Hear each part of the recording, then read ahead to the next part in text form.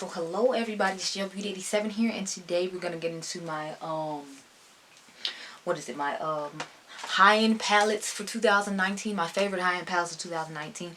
Now mind you, I didn't use all these palettes, did not come out in 2019. It's just whatever I used the most in 2019 is what I'm including in this video. So let's get started. Now y'all know I'm a high-end person, so that's why I did the high-end video first. I do have some drugstore things, believe it or not. Now obviously I don't have as many drugstore or indie brand things as I do high-end things, because we know my aesthetic is high-end. If you watch this channel, hi, my name is Grace and I like high-end expensive ass makeup. So let's get started, because y'all know I talk a lot. Now of course I got honorable mentions, because I have honorable mentions for every damn category there is. But y'all know I have to test out a lot of stuff, so sometimes I only get to test it out a couple of times and I'm like, well, it has potential, but I can't say that it's a favorite because I only tested it out like 2 or 3 times. So anyway, like I said, let's get started. Let's start off with my all-time favorite collection that dropped this year, the Jackie Aina and ABH palette. This palette is bomb. This palette is life. This palette is everything. I think I've done like 3 or 4 looks with this, and that's a big deal, because y'all know I always have to test out new palettes, and I'm always testing out new palettes. But the fact that I did like 3 or 4 videos with this, I feel like says a lot. I did a Sweetest Day look for this. I did a look when it first came out, and then I think I did 1 or 2 looks on Instagram. So this palette is bomb. If you are my skin tone, you should grab it. Hell, if you're not my skin tone, you need to grab it, because I heard plenty of Caucasian girls talking about how wonderful this palette is, because it is. The next palettes I have are mainly, believe it or not, from Melt. I get like 3 Melt things here. So y'all know I did a review on this, and I was talking about how the price was kind of high, and it is kind of high. But in all fairness, with some of the other high-end like shifting colors I'm gonna talk about, I feel like y'all already know what they are. This is I guess worth it, depending on, you know, how much you're into the brand and how much you feel like you would use these colors. I'll use these colors quite a bit. The only one I'm not really that fond of is this one right here. Otherwise, this to me is worth the money. And if you had got it on Black Friday, I think it would definitely been worth the money then. But I like to use this in conjunction with the Viseart Dark Max palette. Now I know this didn't come out this year. I think I got this last year, if I remember correctly telling you all. This palette is wonderful, and it goes great with this stack. Like, this is part of my combination palettes or something like that. I'll leave it in the cards above. But yeah, both these palettes together, yes, amazing. Y'all know I love cool tones, so I'm all about the majority of this palette. Like, these colors I don't really care about as much, but like all this right here is just all me. Like, all that right there is just all me. The other 4 shades are just like, okay, there, whatever, I don't care. So we're gonna get to some more Melt stuff now. Y'all know Smoke Sesh is my baby. I know it didn't come out this year. It came out holiday of last year, but I got it when they did the 420 release of it this year. And y'all know these are like my type of tones. I even like the golds that they picked. And I don't like golds, but the golds they chose, I feel like go perfect with the aesthetics of this palette. This palette is like meant for me. And I don't even smoke weed, but like this palette is just, the colors are just gorgeous. The next palette I have is the Radioactive palette. I was excited to see this because the stack is always out of sale. Plus, I mean out of stock. Plus, I feel like this has more colors in it that I like. It has my blues, it has my greens, it has my purples. But the stack, if I remember correctly, it only had like these 4 shades. So it's like I'm missing this whole side, which is the side that my eyes gravitate to in the first place. I mean, I gravitate towards this one shade right here, but otherwise I don't really care about these that much. I'm more about here down.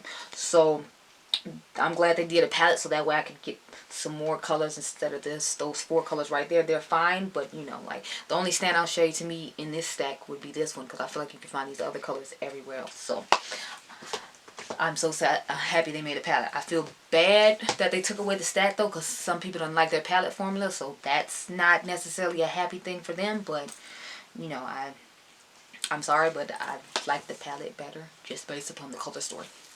Next we have the Celestial Storm by Kirsten Dominique. This is like my all-time favorite palette from Kirsten. Berries and Cream used to be my favorite palette, so she came out with this and I was like, yes, Kirsten, you did that. I mean, I can give Sweater Weather an honorable mention, but I think I used that maybe twice and that was it. And the color story of that to me, well, I hate to say it's kind of boring compared to this. I mean, the purples are a nice little pop of purple, but I have other palettes that have that pop of purple. Like, I just did a video with the Nobla Soul Blooming palette. It has that pop of purple. I have the I Like You A Lot palette that has a Poppin' Purple. Maybe we should do a comparison of that one and the Lilac You Lot. Let me know if you're interested. I will definitely do it. Sorry, I got distracted. But yes, this palette is gorgeous. Y'all know this side of the palette is my aesthetic. Well, maybe like up to here is my aesthetic. So basically the last 4 boring shades, of course, I don't care about. But all this right here is awesome. And if you were lucky enough to get it in your BoxyCharm, then I'm sure you know what I'm talking about. That palette is amazing. Kirsten, you did that. Okay, the next palette I have, since we're going to influencers, I'll just go with another influencer. Of course, y'all know Persona Cosmetics is one of my all-time favorite indie brands as far as YouTuber brands. I like Kirsten's brand and I like Sona's brand the best. So this palette, I know it doesn't necessarily look like traditional me, but y'all know it got the green, it has the gold, it has like the coppery, the cranberry-ish type shade, and then it has like this indie, I guess it's blue grayish type situation. So I can do my smoky eye, I can do the green and gold situation that I would do in the what is that palette? In the Smoke Session palette. So I mean, it has its place in my collection, and I think she curated it very beautifully. The next one I have is the Hood of Neon palette. I guess this is Neon Greens. I don't know what the name of this one actually is, but the shimmery shades in this palette are everything. Now, mind you, you have to use a glitter glue when you put these on, and they're more like toppers. So I feel like this would be a good palette to put with like my Tried palette from Juvia's Place, because the shimmers in it would be amazing. So I could put the foily shimmer on top and then just put this as a nice topper to give it that extra pop. So that's why I picked this palette. It works okay. The mattes, I've only used this green shade and it was okay. It wasn't like exceptional, but you know, I'm more into that palette for the shimmers as opposed to everything else. Okay, let's get down to the last few because I only have 3 honorable mentions, so it shouldn't take that long.